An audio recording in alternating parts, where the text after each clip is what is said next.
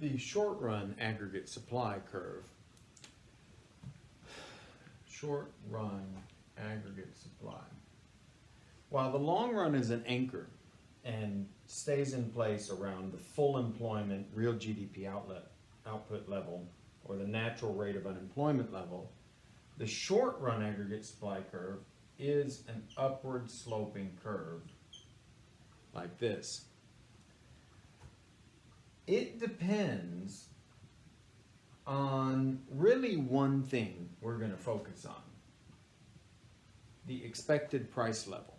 I'll explain that in a moment. The other pieces that it depends on that move this curve are really, if you think about it, the short run aggregate supply, overall supply of goods and services, obviously is determined by the long run aggregate supply. So the long run is dependent on land, labor, technology, and capital. Obviously, those things also matter for what you produce today, not just in the long run. So anything that moves the long run curve will also move the short run curve. And we'll also add to that the price of a key input. Now, most of the time, for my analysis, I ignore these two completely. This one I ignore because we don't usually move this curve, therefore it rarely changes, therefore it's not very important in the analysis.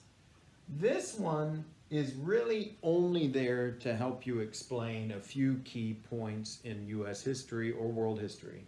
For example, the oil price shocks of the late 1970s.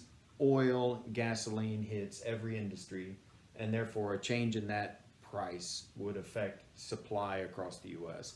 You could also have used that in the 2007-2008 financial crisis, where the price of financial assets went way up, and that hits everything. So the cost of all financing rose, and that could shift this curve to the left as well. But generally, if the price of a key input goes up, it has a negative effect on the short run aggregate supply. If the long run aggregate supply increases for some reason, it'll have a positive effect in the short run as well. And then we come to this.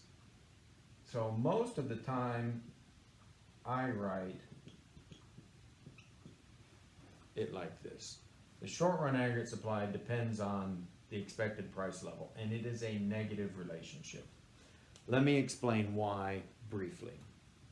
So, first of all, let's simplify this to focus on the one key input we really care about, and that is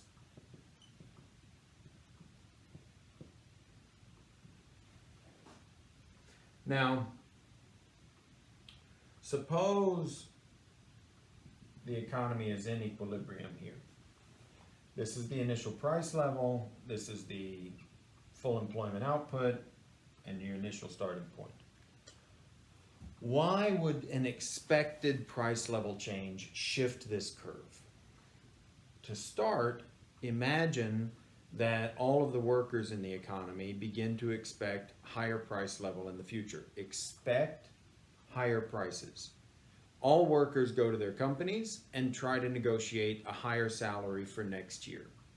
So today, when I negotiate my salary with the university, I negotiate for next year's salary.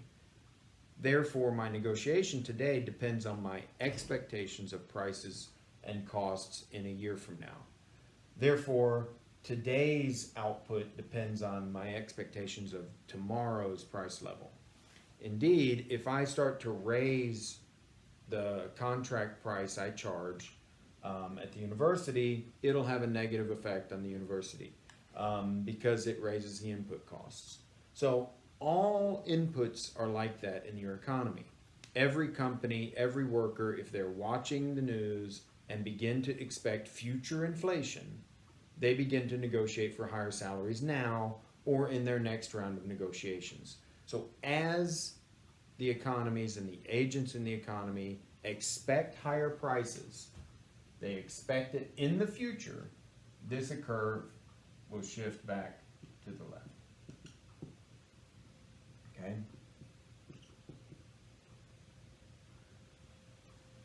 Now, Likewise, should they expect a fall in prices or a lower price level in the future, they might be willing, and a company may push them to negotiate, probably not a cut in price, but probably a smaller raise next year. So after we end an inflationary period, my company may convince me that, hey, we're not going to give you as big a raise next year. And I'm okay with that, probably not happy, but I'm okay with that because I expect the price level to have fallen. So that can shift it this way.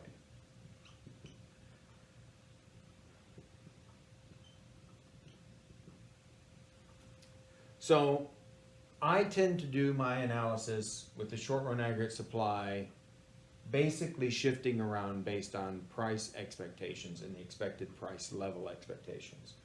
Again, it's not the current price level, it's the expectations about the future price level that moves the short run aggregate supply curve today.